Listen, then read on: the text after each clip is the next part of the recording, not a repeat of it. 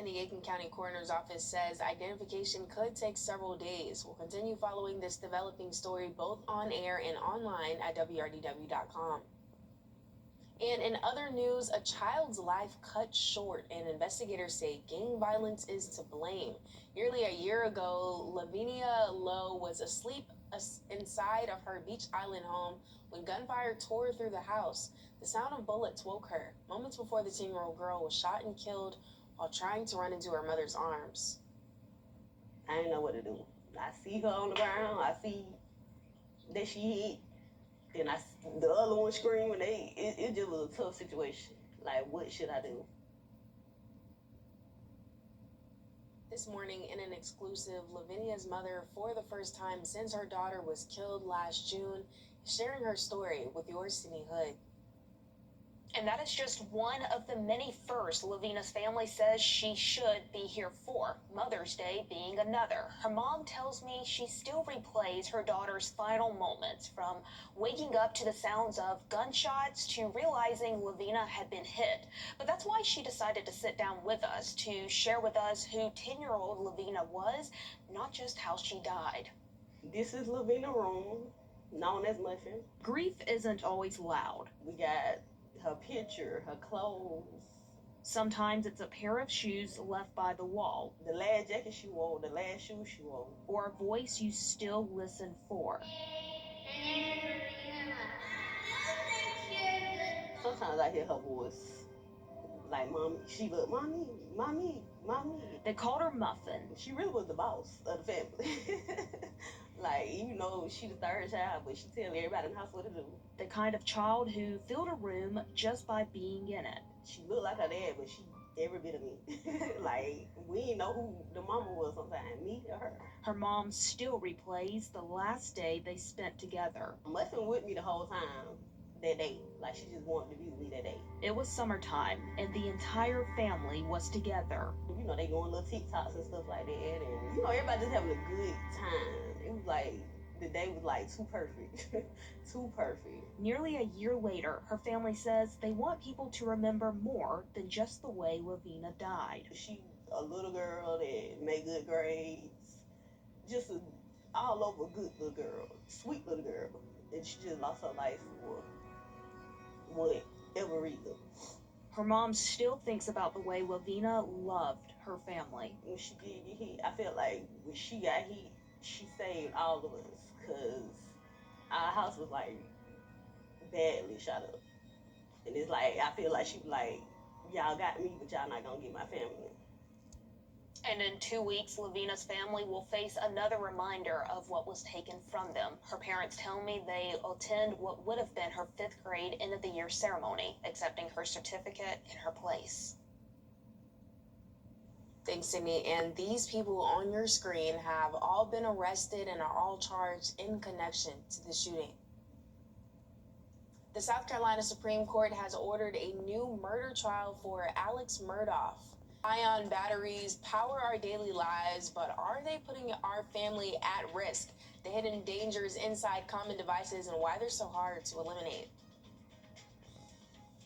And we have gotten to enjoy some nice mild temperatures for the past few days. The high temperature on Friday, 80 degrees. The low, a chilly 47, usually about 59 or 60 in the morning this time of the year. But our first dose of summer heat with humidity could be on the way for the week ahead. We'll have a look at your 7-day forecast when we come back.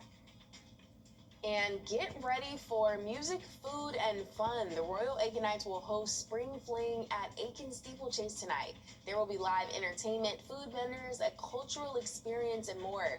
Proceeds help fund scholarships for the Aiken County students, and the event is from 6 to 11 p.m.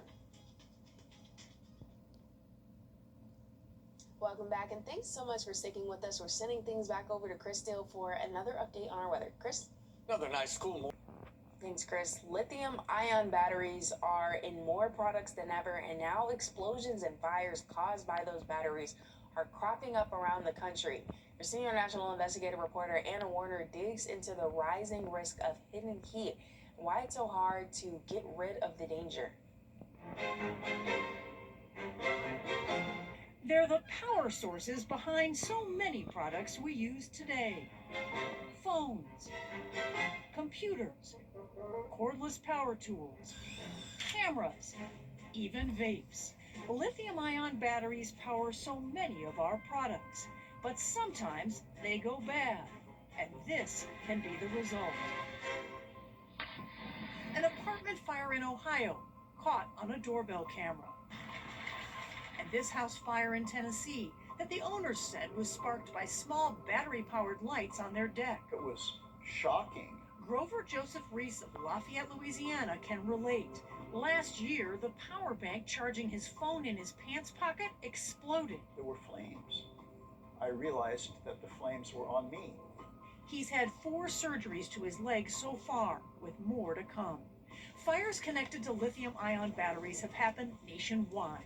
The federal government estimates these batteries have caused nearly 200,000 structure fires over the past 15 years. In the city of San Diego, the fire department deals with dozens of battery incidents each year. County hazmat specialist Leon Worsham showed us why those batteries can be such a problem. Here inside the housing, you'll see a number of lithium-ion batteries. When one of these goes bad, what happens? When one of these fails, if it reaches the point of thermal runaway, you run the risk of the cells adjacent to it also catching on fire. This video from the FAA shows thermal runaway in action. Watch as one cell in a battery pack heats up and ignites, then the next and the next. But those batteries aren't only a risk when they're in your home. They can remain a risk long after if they're incorrectly disposed of. Just ask Jeff Snyder of Rumpke Waste and Recycling in Ohio. What keeps you up at night? Catching this place on fire is what keeps me up at night. Snyder oversees Rumpke's 16 recycling plants, where he says every day employees find lithium-ion batteries that have been dumped in recycling bins. And when you think about that happening in your facility, Yep. what runs through your mind? Burning this place to the ground. Rumpke burned our recycling facility in Cincinnati back in 2012. It burned to the ground. Firefighters remain at the scene, dousing smoldering piles of recyclables with water. We had to rebuild it in 2013.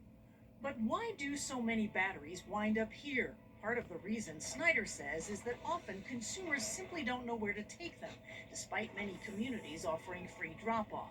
And when it comes to damaged batteries, which the federal government considers hazardous waste, our National Investigative Team's analysis of EPA data found it can be a challenge to find anywhere to take them. We identified fewer than 500 waste facilities nationwide that even meet the EPA's qualifications that would allow them to safely process damaged batteries, and not all do. And while some retailers take them, they often charge a fee. What do you want to see happen? I want the producers to educate people what to do with their batteries. Once you're done with this particular battery, this is what you do with it. And that's not happening today. Some states do now have regulations requiring battery producers to participate and even help pay for recycling and disposal programs. But most do not, including Louisiana, where Reese says he rarely uses power banks anymore. I'm scared of these things, and I don't want to have anything to do with them. And we reached out to the national industry group representing battery producers, but did not get a response. Websites like batterynetwork.org have resources for properly handling lithium-ion batteries, or experts suggest contacting your local hazardous waste facility.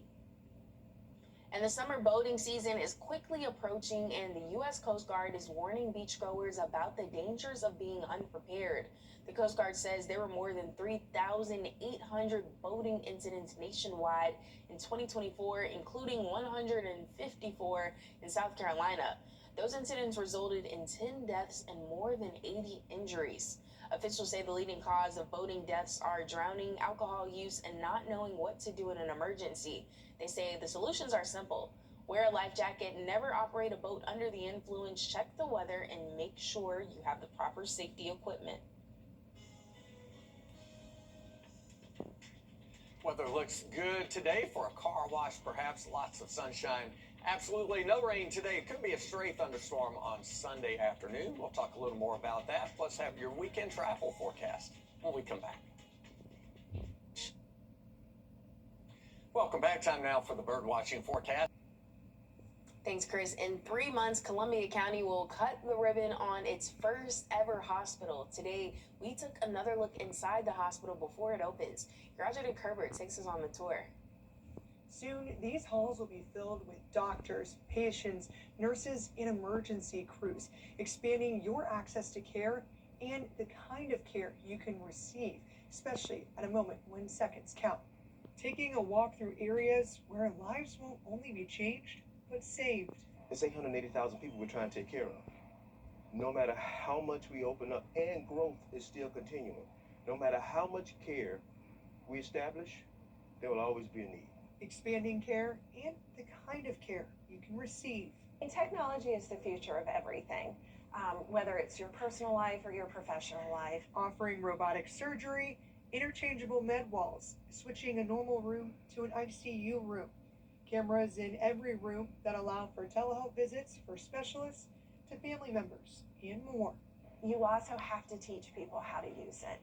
You have to ensure that your learners know how to care for people with and without the technology. So far, they have hired 300 people, needing around 500 when they officially open, while also partnering with schools like AU. If there's a shortage, I don't think that's a secret of healthcare providers across our entire country.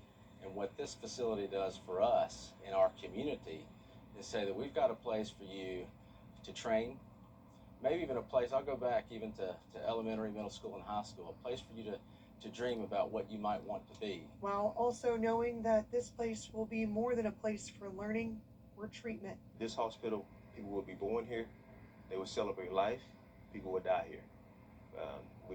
There will be sadness. This is more than just a place for people to come and seek care. This is a place that will be the anchor for a lot of families for years to come. In Columbia County, Wrdw on your side. Thanks, Audrey. And even though the hospital isn't open quite yet, there are already plans to expand emergency department from 17 rooms to 40. And the new hospital isn't the only way Columbia County's healthcare network is growing. Doctors Hospital opened a new freestanding ER in Evans back in December. That facility has 11 private rooms, a trauma bay, and much more to provide emergency care. The new hospital and that ER are also giving options for service members and their families if the cuts at the Eisenhower Army Medical Center become a reality. You can read more about what a downgraded hospital on Fort Gordon would offer on our website at wrdw.com.